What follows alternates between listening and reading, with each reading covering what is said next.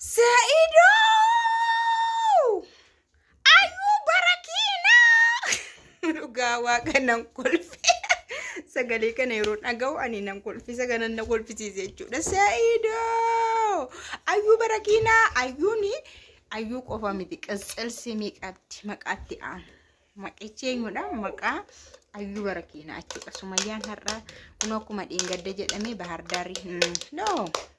Hararay Haramaya deemtee jirti jechuudha.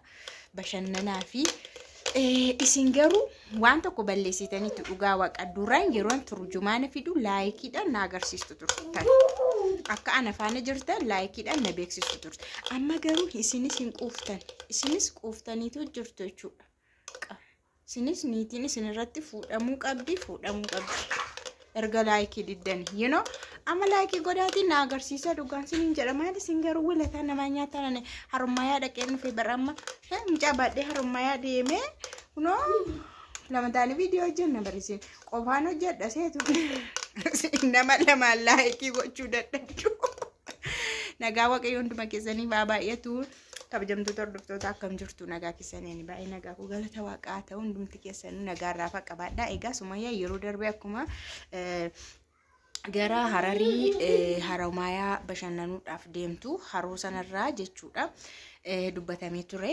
Namni baay'een isheenillee maal jette seetanii dhoskeen itti mee jette ittaan deebi'a garuu akkuma isheen haasofte tartiibaan sinii haasaa jechuudha.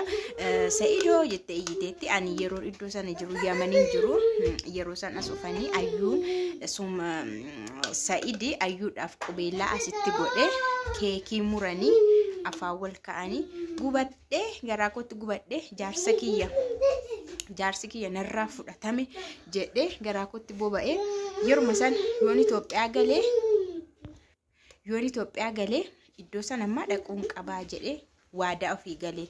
Amma garuu osoo hin beekamin haala hunda keessa darbee dhufeetiin jira. Kanaafuu Sa'idoo viidiyoo kana ilaali kootu ani keekii ishee xinnoo akkatti baatan itoo hin taane keekii isa dheeraa sana jiramti naas cidhaa kan qophaa'u dheeraan sun inni darajaa meeqadha sadarkaa meeqa qaba isa qopheesseen tokko lammata immoo jilbeenfadheen jette jilbeenfadheen qubeelaa sii godha bakka kun waadaa kooti atumti achi kottu atumti jira jedhi atumti mul'adhu atumti viidiyoo kana ilaali atumti maqaansaa Gondariiti achas kottuuti iddoo kanatti kun waadaa sii galeetiin jira saati ayyuudha qubeelaa goote anatu qubeelaa sii godha kottuu jette. Kanaafuu ani yeroo dur jechuudha afaaniin dhagaa Dirreedawaan Harar uummanni Harar ummata jaalala akka ta'anii nama faana miti bineensa faana iyyuu ni jiraatu jedhama. Anis kunoo dhufee argeetiin jira. Dhuguma isaan ummata jaalalaati.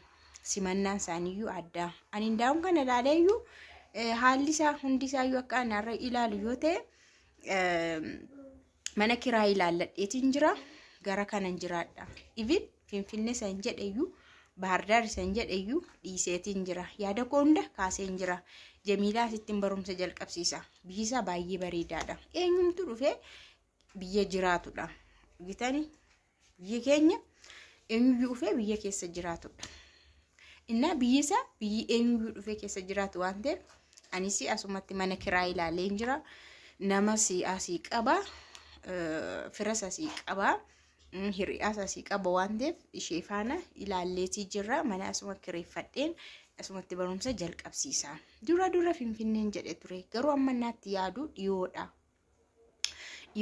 Gara ayyuutti dhiyoodha. Kanaafuu isheen ana amma jechuudha ayyuu hiiki ayyuu maal godhi jechuun haraamadha. Ayyuu hiiki jechuun haraamadha. Fuudhamte hiiki jechuun haraamaa itti amma haraama barte. Kanaafuu ani na hiikin jedhe.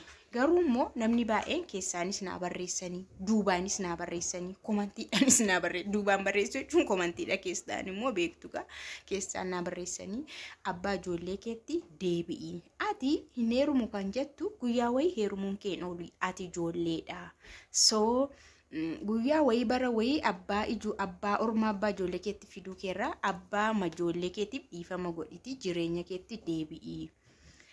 naan jedhanii anis yeroon itti yaadu kanuma wayya jedhanii yaadeen jira. Amma Sa'iidootti nan araarama. Garuu ayyuurraa fagaachuun qaba.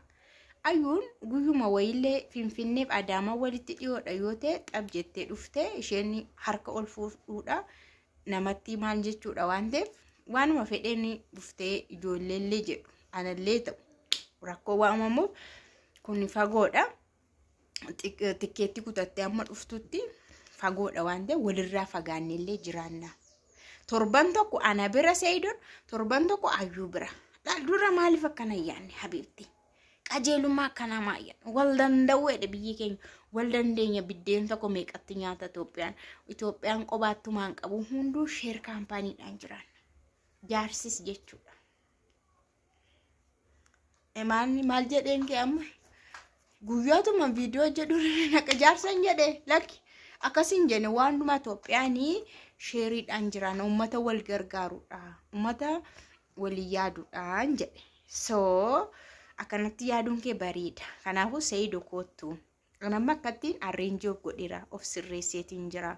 Yeroo itti yaaduyyuu maaltu na rakkisee maaltu na dhamaasee akkatti shirri guddi jedhee torban tokko deemee Ayyuu isaa bira torban tokko immoo ana bira bakka Harar fataa jedhee mana kireesseen jiraadha. Fataa zanaa inni jira namaan rakkoo qaba ijoollee koo bashannansiisa ijoollee koo barsiisa. Na warri Sa'iidoo biraanii oduu geessanii viidiyoos geessanii please biraan naagahayyuu dafee akka mul'atu dafee akka dhufu kunoo Harar akka hin jiru uummata jaalalaa bira akka hin jiru itti naa himaatii haa dhufu qubeellaa qopheessee keeka qopheessee simannaa ajaa'ibaa jilbeeffadhee qubeellaa akka hin godhuufi lanaaf hin jeequtti kenna baadhoodha ammasumatti as taa'uu dide na akkazettee jirtee jechuudha. Hiriyaashii sanatti immoo isi gabba abbaa dubbii jabduudha Hararidha qubeellaan godhaaf itti barsumayyaan indaganaa jilbeenfadheeni jette ama kiisiin kiisaa Sa'iidoo nan kiisaa itti bar hin ta'u. Hiriyaan sun immoo dhaqxeetu maqaan isaa eenyudha Yaasuutti himte akka inni Harar deemuuf qophaa'ee dura kakatteena harkaa fuutee dubbii kakatteena harkaa fuutee itti himte jette baguman daariittu ishee arge ishee mooyyuu daarii mattu bagan ishee argee jette hiriyaashii sana jechuudha. Itti garuu ani viidiyoo nan dalagaa akka Sa'iidoon argutti dhokachuufis miti bashannanuufis dhufeera. Sa'iidoos waaman jira waan ta'eef isheen garuu daftee dhaqxee oduu himuun ishee na dhibeetii jira jette. Anyways, unda partiin kan Ayyuu hafeera. Ergaan kan Ayyuu dhaamsi kan Ayyuu hafeeti jira. Laayikii godhan agarsiisa paartiitu hiiqattalaala.